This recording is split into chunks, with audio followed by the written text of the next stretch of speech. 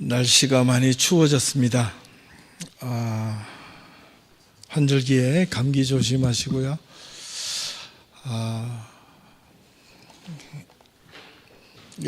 이제 겨울이 다가왔다 이런 느낌이 들지만은 여러분 이렇게 주위를 한번 둘러보십시오.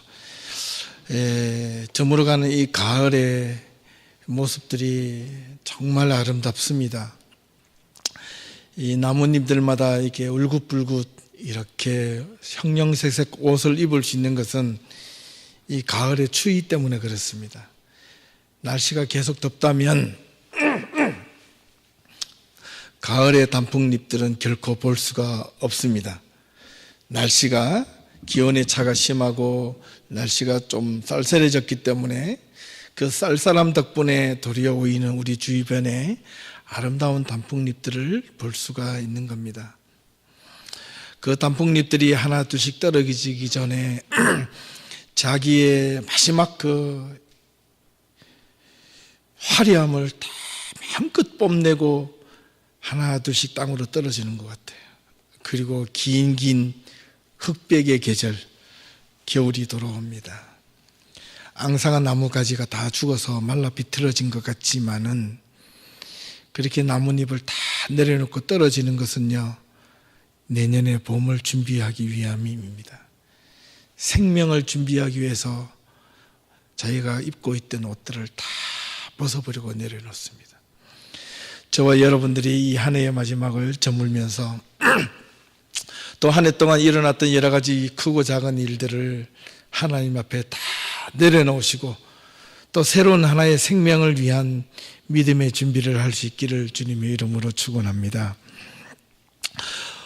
오늘 읽은 이 시편 43편에 대한 내용은 사실 이 시편 42편과 한 묶음 같은 내용입니다. 그 내용을 잠시 살펴보면 시편 42편은 총 10절로 기록되어 있습니다. 10절. 그리고 시편 43편은 5절로 기록이 되어져 있는데요. 이 두 시편을 살펴보면 공통점이 좀 발견이 됩니다. 42편 5절, 42편 10절, 그리고 43편 5절은 동일한 내용입니다. 그렇다면 시편 42편 1절에서 4절, 6절에서 9절, 그리고 43편 1절에서 4절은 마치 노래말의 가사처럼 1절, 2절, 3절과 같은 형식으로 기록되어져 있습니다. 그리고 나머지 5절, 10절, 43편 5절은 우리가 잘 아는 노랫말의 후렴구처럼 동일한 내용으로 기록되어져 있습니다. 이 시편 42편을 읽기 전에 그 바로 위에 작은 글씨로 기록이 되어져 있는데 그게 서두에 보면 고라 자손의 마스길이라고 이렇게 작은 글씨로 기록되어져 있습니다. 고라 자손의 마스길이라 하면 이 고라는 레위의 두 번째 아들인 고핫의 자손이고 이스할의 아들로서 원래는 제사장 계열이었습니다. 그의 후손들은 나중에 레위 지파의 일원으로 성전에서 예루살렘 성전에 있었을 때 성전 문지기와 또한 성가대, 음악가 역할을 했다고 기록되어져 있습니다. 이들이 그들의 후손을 통하여 이렇게 고라 자손의 마스길, 이 마스길이라는 말은 교훈이라는 말입니다. 제사장 자손들이 주는 교훈이란 말로 이 시편 42편, 43편이 함께 기록되어져 있다는 겁니다. 그렇다면 이 시편 42편과 43편을 좀 잘 이해하려면 먼저 우리는 신명기 26장을 살펴보아야 합니다. 신명기 26장에는 고라와 고라를 따르는 무리들이 모세의 지도력에 대항하여 자기 마음대로 이리저리 불만을 품고 반역을 일으키다가 땅이 갈라져서 죽게 된 사건이 기록되어져 있습니다. 고라와 고라를 따르던 무리들이 모세를 바라보며 낙심하고 불안해했던 것들이 무엇이냐? 바로 광야 생활 속에서 삶의 어려움과 척박함이 그들이 밀려오는 현실의 삶의 두려움과 불안 때문이었습니다. 그들이 모세를 반역하였던 것은 자기들이 생각했던 삶과 자기들이 기대했던 기대치와 모세가 이스라엘 백성들을 이끌고 가려고 했던 삶의 길과 다르게 보여졌기 때문에 모세의 그 지도력을 빼앗아서 자기들이 원하던 곳으로 가려고 했던 것이었습니다. 자기 마음대로 자기 생각대로 자기들이 원했던 삶이 아니라 모세가 이스라엘 백성들을 출애굽을 하여 이끌어낸 곳은 광야였습니다. 점점 광야 깊숙한 메마른 곳으로 인도하는 것이 그를 따르면 따를수록 자신들의 마음속에서는 하나님을 향한 믿음과 의존이 더욱더 높아졌던 것이 아니라 자기들이 생각하는 곳으로 이끌려지지 않는다고 생각하여 결국에는 불만을 품게 되었고 그 불만이 결국에는 반역으로까지 이어지게 되었습니다. 그것은 모세를 못 믿어서가 아니라 모세를 세우신 하나님을 믿을 수 없었기 때문이었습니다. 그래서 그들은 모세를 향하여 반역을 일으켰습니다. 그리고 나서 자기가 생각하는 대로 될 줄 알았습니다. 하나님은 그들을 치셨습니다. 하나님은 모세를 반역한 고라와 고라를 따르던 무리들이 땅이 갈라져 그들을 삼켜버렸다고 신명기 26장에 기록되어져 있습니다. 이 사실을 본 고라의 자손들이 그렇게 하면 안 되겠다고 생각하였고 오직 하나님을 바라보는 믿음의 삶이 언제 필요하느냐? 어렵고 힘들고 낙심되고 절망 가운데 좌절 가운데 있을 때 믿음이 필요하다고 교훈으로 남긴 시편이 바로 42편, 43편의 말씀입니다. 내용을 잘 읽어보시면 그 내용들을 복선으로 깔고 있습니다. 이들 고라의 후손들이 그들의 조상 고라의 행동을 보며 얻은 교훈의 말씀이었습니다. 삶의 고난과 어려움이 있을 때 도리어 신앙 안에서 어떻게 살아야 하는지를 가르쳐 주고 있는 내용입니다.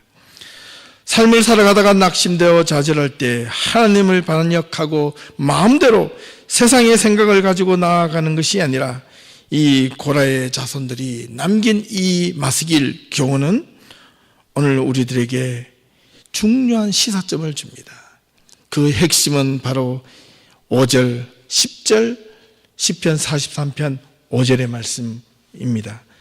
내 영혼아 어찌하여 낙심하며 어찌하여 내 속에서 불안해하는가?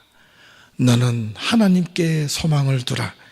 그가 나타나심으로 도우심으로 말미암아 내가 여전히 찬송하리로다. 이 고라의 후손들은 이렇게 하나님을 찬양했습니다. 내 영혼아 어찌하여 낙심하며 어찌하여 불안해하는고?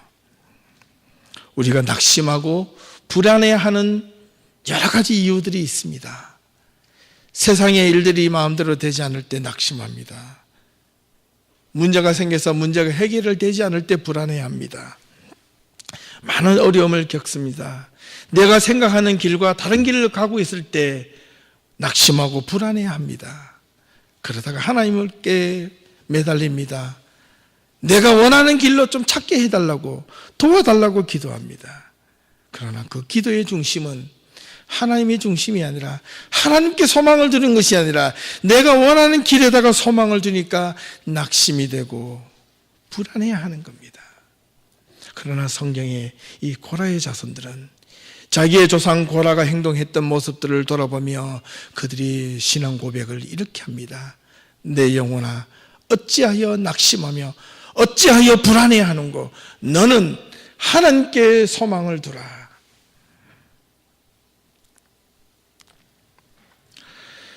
세상에 소망을 두면 참 갖고 싶은 것 누리고 싶은 것, 하고 싶은 것 참 많습니다. 또 다른 이웃들과 사람들과 살아가는 삶의 모습을 보면 비교가 됩니다. 저 사람은 저렇게 잘 되는 것 같은데 왜 나는 이 모양이지? 저 사람은 잘 많이 누리고 사는데 왜 나는 이렇게 어렵게 살지? 자기 생각이 가득 차면 찰수록 하나님을 향한 소망을 두기보다 세상을 향하는 소망이 더 간절해지고 더 깊어집니다. 이는 믿지 않는 사람들만이 아니라 하나님을 믿고 있다고 하는 자들에게도 하나님께 우선으로 소망을 두지 않고 하나님의 능력과 힘을 빌어서 세상에 소망을 두는 자에게도 동일하게 나타납니다. 그러다 보면 자기 생각과 하나님의 길과 다르다고 느낄 때 불평과 불만을 가지게 된다는 겁니다. 여러분들은 어떻습니까? 여러분들의 신앙과 삶은 어떻습니까? 내가 뜻하지 않는 상황과 내가 뜻하지 않는 길과 어려움을 경험한다고 하여 여러분 혹시나 지금 하나님께 소망을 두지 않고 세상에 소망을 두어 낙심하고 좌절하고 있지는 않으십니까? 일이 안 되면 낙심하고 불안해합니다. 사람이 아무리 많은 것을 가지고 있다 해도 여러분 한 가지를 잃으면 아무런 소용이 없습니다. 무엇이지요? 생명입니다. 목숨입니다. 생명은 하나님께 달려있다고 성경은 기록하고 있습니다. 아무리 우리가 가지고 있는 것이 많을지라도 내가 많은 것을 누리고 내가 어떻다 할지라도 내가 갖고 있는 이 생명, 내 자신의 이 생명 하나가 하나님께서 어서 오너라 라고 부르시면 우리가 가지고 있는 것 아무런 의미가 없습니다. 우리가 가지고 있는 것을 가지고 하나님 앞에 갈 자가 아무도 없습니다. 하나님이 우리들에게 생명을 취하실 때 우리가 하나님 앞에 서야 할 것은 우리가 평생을 다하여 하나님을 어떻게 소망하며 바라보았는가, 그것 하나 가지고 하나님 앞에 서게 될 것이라는 겁니다. 주일날 세상에서 매일 세상 속에 살아가다가 세상의 일을 하다가 보면 하나님을 잊어버릴 때도 있고 때로는 망각할 때도 있고 내 마음대로 살아갈 때도 있습니다. 그러나 여러분들이 주일날 아침이라여 예배를 정하고 시간을 정해서 이 자리에 나와 함께 예배를 드리며 말씀을 듣는 이유는 하나님이 여러분들에게 복을 주시고 세상에서 일을 잘 될 겁니다 하고 선포하는 것이 설교와 메시지의 선포가 아니라 하나님을 소망을 두지 않고 세상에서 망각해져가는 인간의 헛된 마음들을 주일 전수님 전에 나와 다시 한 번 더 경각시키고 하나님의 말씀으로 돌아오라, 하나님께 소망을 두는 자만이 영원한 생명을 얻을 수 있다는 그 메시지를 듣기 위함이 아니겠습니까? 그래야 우리가 진정으로 하나님 앞에서 살아남을 수가 있기 때문에 그렇습니다.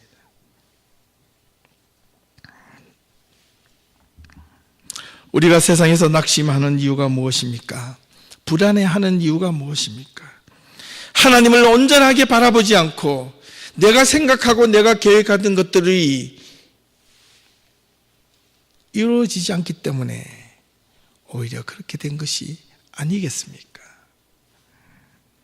하나님의 말씀을 사모하지 않고 성령의 인도하심을 분명하게 믿지 않기 때문에 그런 일들이 일어나는 것이 아니겠습니까?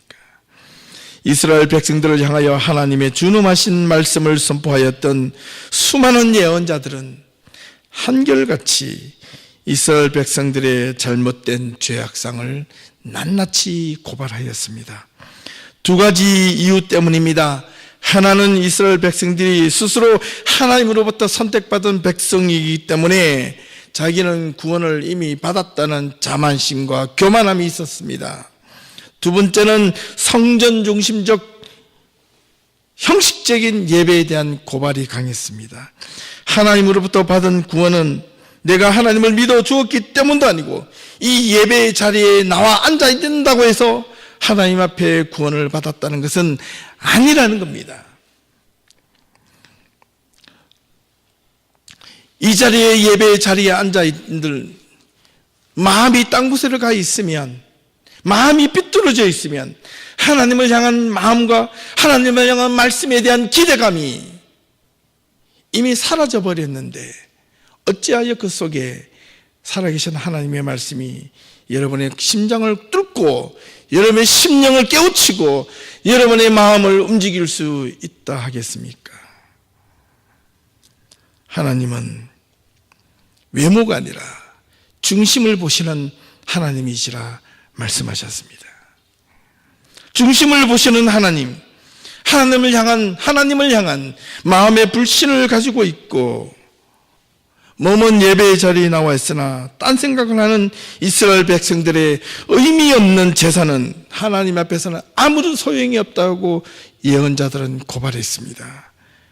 그래서 이사야 선지자는 이사야 1장 10절부터 이스라엘 백성들에게 이렇게 소리쳐 회개를 요청했습니다. 너희 소돔의 관원들아, 여호와의 말씀을 들을지어다. 여호와의 말씀을 들을지어다. 너희 고모라의 백성아, 우리 하나님의 법에 귀를 기울일지어다. 여호와께서 말씀하시되 너희의 무수한 재물이 내게 무엇이 유익하뇨? 나는 수양의 번제와 살찐 짐승의 기름에 배불렀고 나는 숫송아지나 어린 양이나 수염소의 피를 기뻐하지 아니하노라. 너희가 내 앞에 보이러 오니 이것을 누가 너희에게 요구하였느뇨? 내 마당만 밟을 뿐이니라. 헛된 재물을 다시 가져오지 말라. 분향은 내가 가증히 여기는 바요, 월삭과 안식일과 대회로 모이는 것도 그러하니 성회와 아울러 악을 행하는 것을 내가 견디지 못하겠노라. 내 마음이 너희의 월삭과 정한 절기를 싫어하나니 그것이 내게 무거운 짐이라. 내가 지기에 곤비하였느니라. 너희가 나를 향하여 손을 펼 때에 내가 내 눈을 너희에게서 가리고 너희가 많이 기도할지라도 내가 듣지 아니하리니 이는 너희의 손에 피가 가득함이니라. 무슨 메시지입니까? 형식적으로 이 자리에 앉아있는다 한들 사람들이 보기에 아무리 좋게 보여도 중심이 없는 예배, 간절함이 없는 예배, 말씀에 대한 사모함이 없는 예배의 자리에 앉아있는 자들에게는 수많은 예배의 제사가 있다 한들 그 수많은 사람들이 자기의 삶과 현실의 불안함과 낙심함을 위하여 이기기 위하여 하나님 앞에 부르짖고 기도한들 하나님이 듣지 아니하신다 하셨습니다. 그러나 하나님이 들으시는 기도는 중심에 통회하는 자를, 그들의 기도를 들으신다 했습니다. 마음이 간절한 자의 음성을 들으신다 했습니다.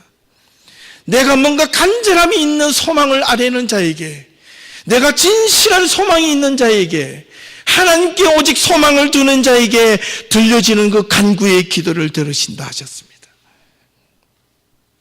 그러면서 이 고아 자손들이 그들이 보고 듣고 배웠던 기도의 방법이, 내 영혼아 어찌하여 낙심하며 어찌하여 불안해하는가?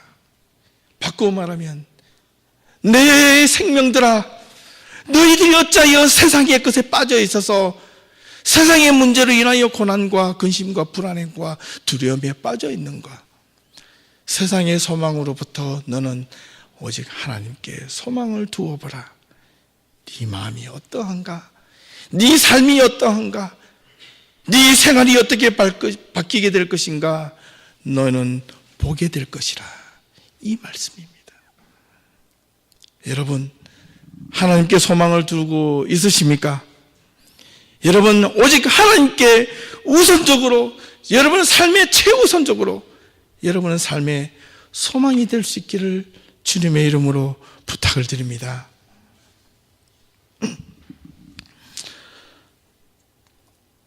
하나님을 향한 간절한 바람, 그 바람은 순수한 바람이어야 합니다.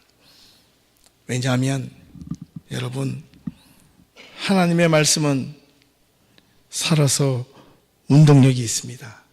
힘이 있습니다. 성령님은 우리를 감동시킬 능력이 있으십니다. 하나님은 우리에게 말씀으로 다가오시는 하나님이십니다. 말씀을 거부하지 마시고 말씀 앞에 순복하는 자들이 다 될 수 있기를 주님의 이름으로 부탁드립니다. 우리는 살아가면서 우리가 가지고 있는 것들, 우리가 세상에서 기대하고 있는 것들이 언제 어느 순간에 무너지고 사라질지 모릅니다. 그렇습니다. 그걸 향하여 죽자사자 붙잡고 따라가다가 어느 한순간 모든 것을 다 잃어버릴 때가 온다는 겁니다. 예.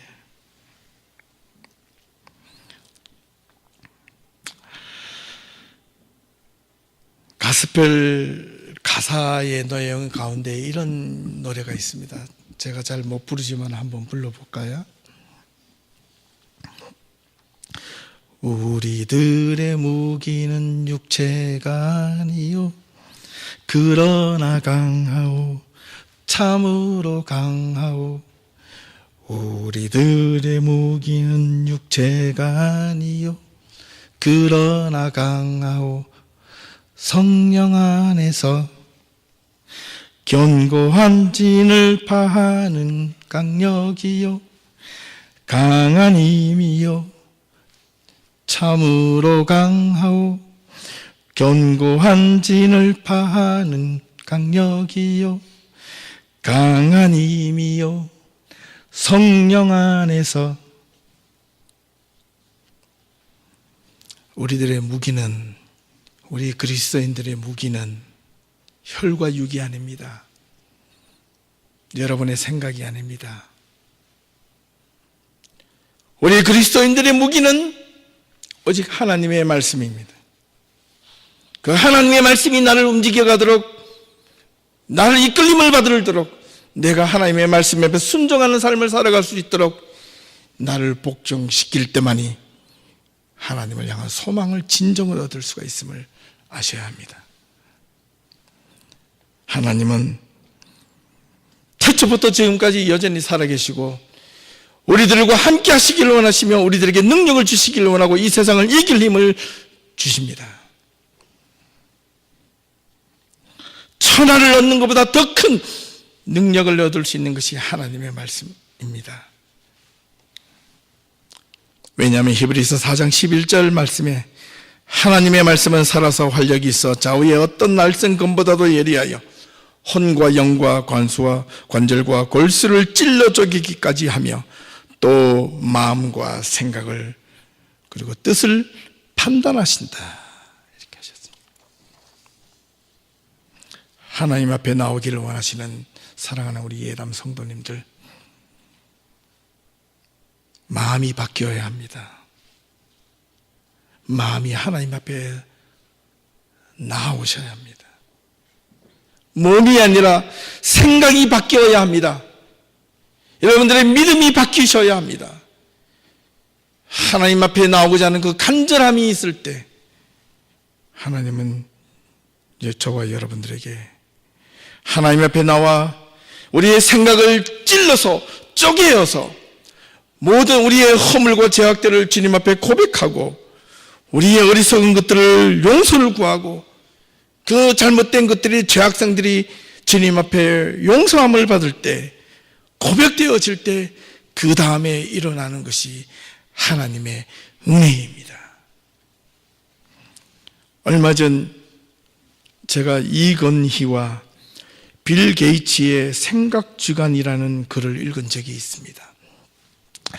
삼성그룹 이건희 회장이 많은 사람들은 일에 중독되었다 이렇게 말을 많이 하는데, 이 글에는 이건희 회장은 일에 중독된 자가 아니라 일에 집중하는 자였다 이렇게 이야기했습니다.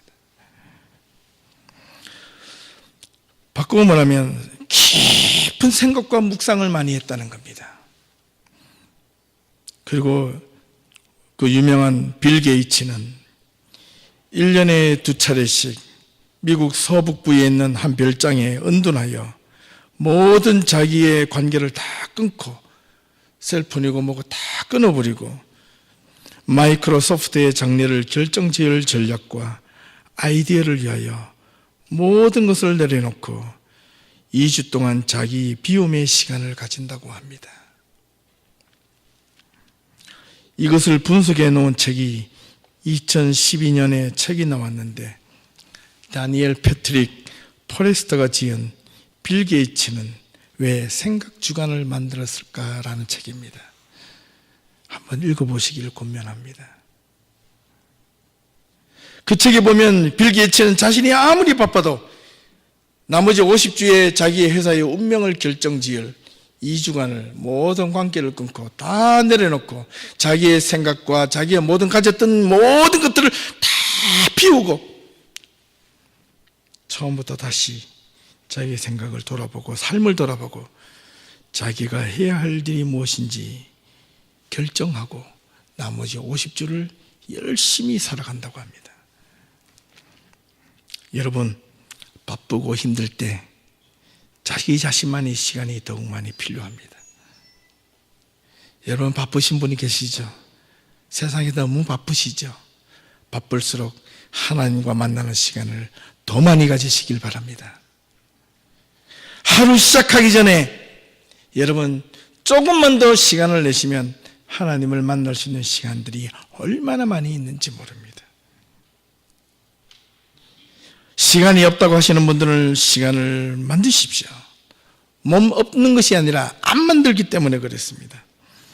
우리가 살아가면서 많은 일을 하게 되는데 여러분 많은 일을 하면서 그 일이 한꺼번에 갑자기 주어졌을 때 여러분들은 어떻게 하십니까?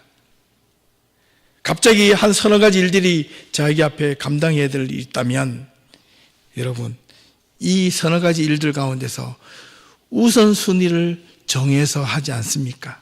동시에 4개를 하는 사람은 정말 능력이 많은 사람들이지만 대부분의 사람들은 우선순위를 정해놓고 하나하나 급한 것부터 먼저 합니다.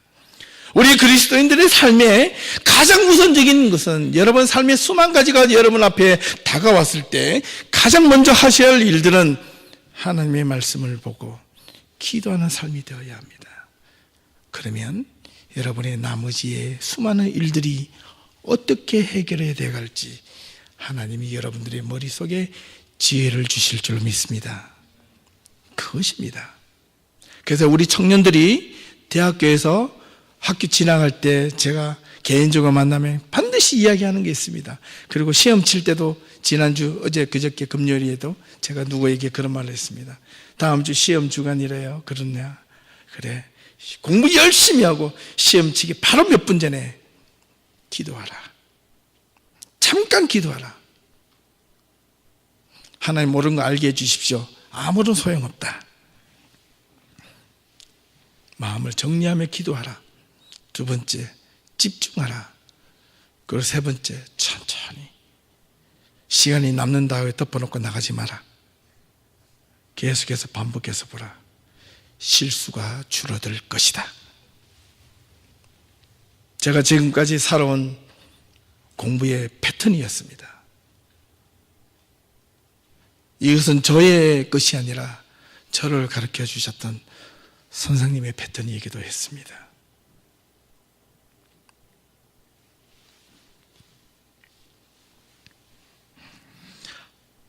하루에 내 일이 시작하기 전 우리 그리스도인은 말씀으로 시작해서 기도로 마치고 하루를 시작할 수 있기를 바랍니다. 이게 우리가 나아가야 할 길 첫 번째 길입니다. 제가 예담교회 성도를 위하여 그리고 우리 교회를 알고 있는 믿음의 가족들 또 우리 교회에 왔다가 교회를 떠나신 분들을 위해서 매일 아침마다 아침의 묵상, 매일의 묵상을 올린 지가 벌써 1년하고도 6개월이 넘었습니다. 별것 아니겠지 마음으로 하며 그동안 이것저것 모아둔 자료들이 조금 있어서 이것들을 쉐어링하고 싶은 마음에 아침마다 올리는 것이 좋겠다 싶어서 사실은 결코 별로 어렵지 않을 것이라 생각하며 시작했습니다. 그런데 시간이 지나면서 마음이 바뀌어졌습니다.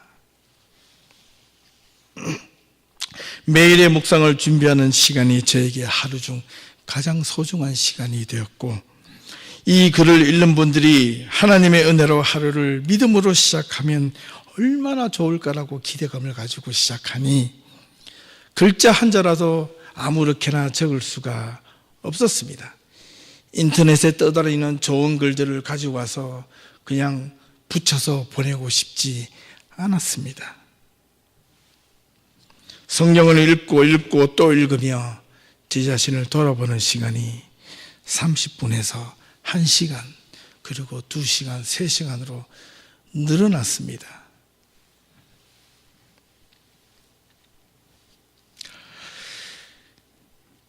더욱 진지해지고 몇 자 안 되는 글을 올리기 위하여 몇 시간 동안 묵상하며 더 많은 기도를 자신도 모르게 하게 되었습니다. 그 가운데 얻어지는 그 기쁨과 감사가 얼마나 많은지.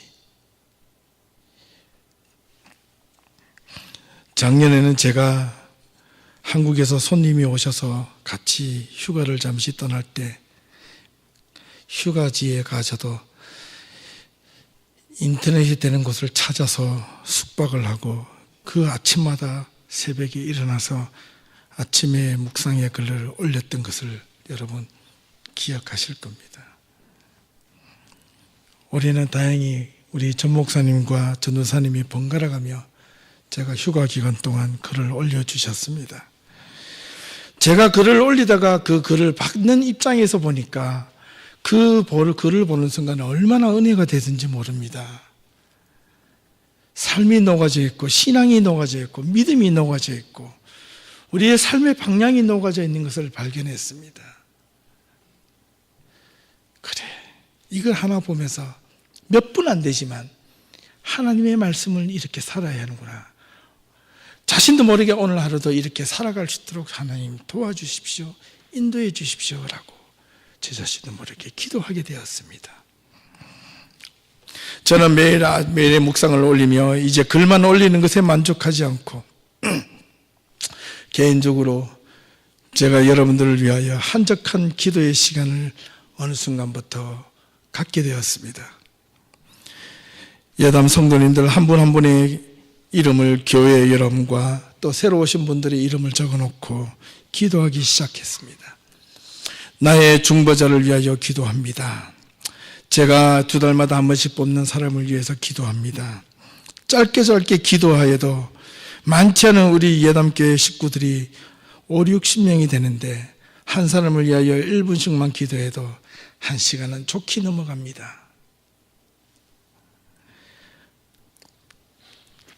우리 예담교회에 있는 모든 성도들이 올해보다 내년에, 내년보다는 후년에 더욱더 풍성한 하나님의 은혜를 사모할 수 있기 위하여 하나님 그들에게 은혜를 대해달라고 매일 아침마다 기도하기 시작했습니다.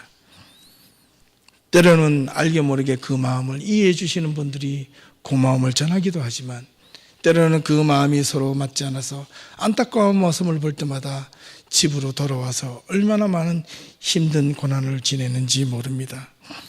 그때마다 하나님께서는 저에게 또 한 번의 위로와 은혜를 말씀을 통하여 주십니다.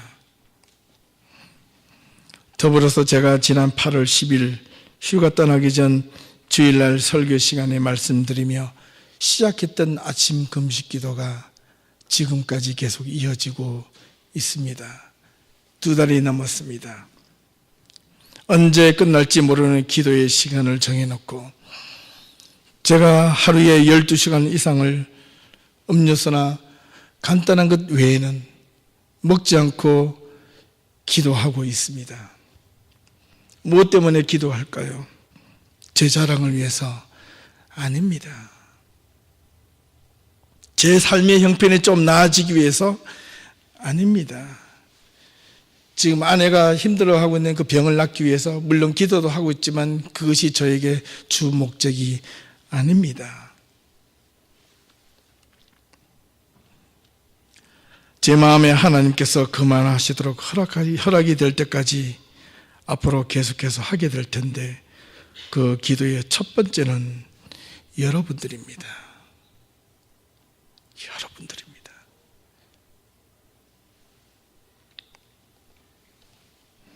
기도를 시작하기, 금식 기도를 시작할 때마다 왜 아침마다 저녁마다 그렇게 먹고 싶은 것들이 많이 생각나는지요. 그런데 한 달이 지나고 나니 그 먹고 싶은 것들이 줄어들고 그로 인하여 반대적으로 저에게 주는 은혜가 너무너무 큽니다. 그 은혜는 저에게 주시는 하나님의 사랑이셨습니다. 제가 그 가운데 깨달은 것이 있다면 모든 것 가운데 제가 먼저 목회자로서 예담교회를 위하여 먼저 나아가야 할 것과 우선적으로 해야 될 것이 있다면 어떤 좋은 프로그램을 갖고 와서 번쩍거리며 여러분들에게 귀에 솔깃하고 느낌으로 감정으로 좋게 느껴질 만큼 이런 것들을 보여주는 것이 아니라 비록 여러분들이 지금 순간에는 느끼지 못하겠지만은 알지 못하겠지만은 그걸로 인하여 불평할 수 있겠지만은 언젠가는 하나님이 그 중심을 아시리라는 그 하나 믿음 가지고 매일 아침마다 여러분을 위해서 기도합니다.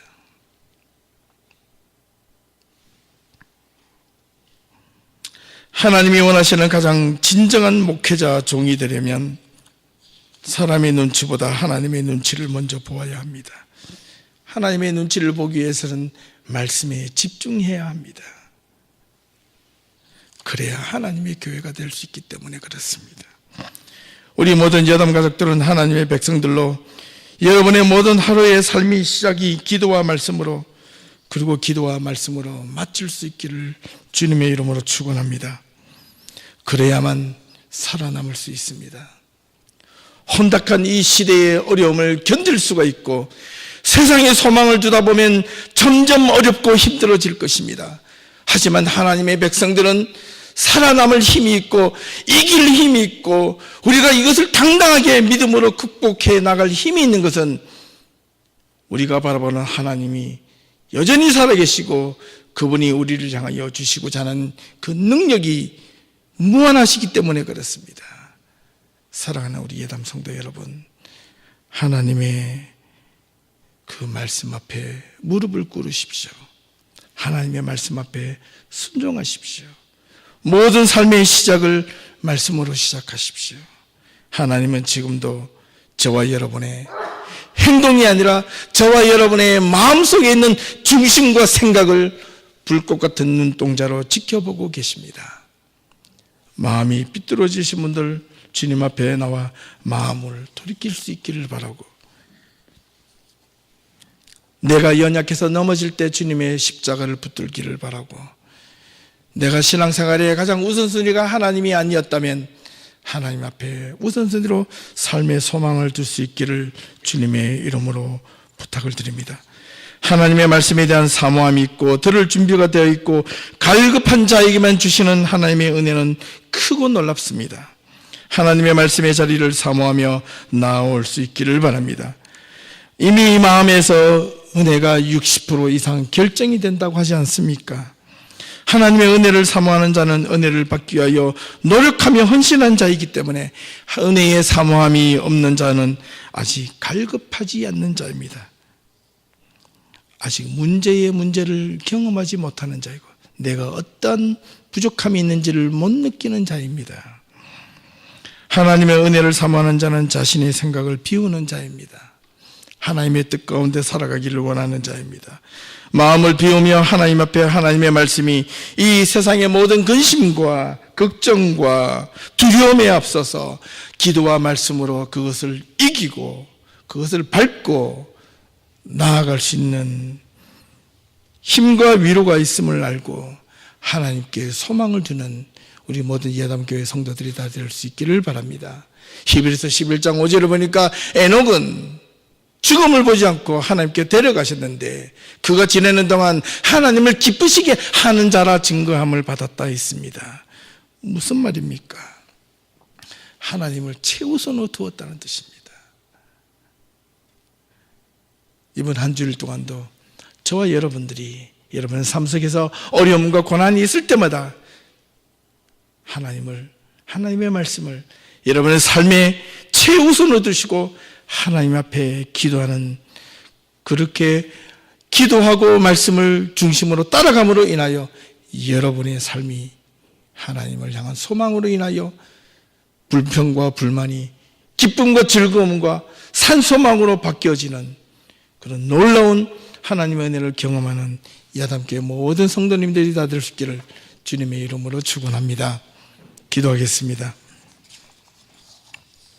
하나님,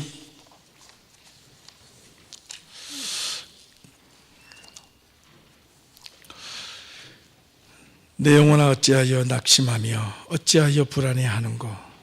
너는 하나님께 소망을 두라. 오직 우리의 소망이 하나님께 있음을 고백합니다. 세상에 아무는 그 어떤 많은 것을 가진다 할지라도 우리가 하나님께 소망을 두지 않는 자에게 아무런 의미가 없음을 고백합니다. 하나님 앞에 신실한 살아있음을 기억하는 하나님의 거룩한 백성들이 되게 하시고, 낙심하며 불안에 들 때마다 주님을 바라보는, 말씀을 바라보고 기도하는 삶의 우선순위를 먼저 두는 믿음의 예담 가족들이 되게 도와주시옵소서. 이번 한 주일 동안도 더욱더 하나님의 말씀과 기도의 힘으로 하나님 굳건하게 이겨낼 수 있는 그런 귀한 믿음의 성도들이 다 될 수 있기를 예수님의 이름으로 기도하옵나이다. 아멘.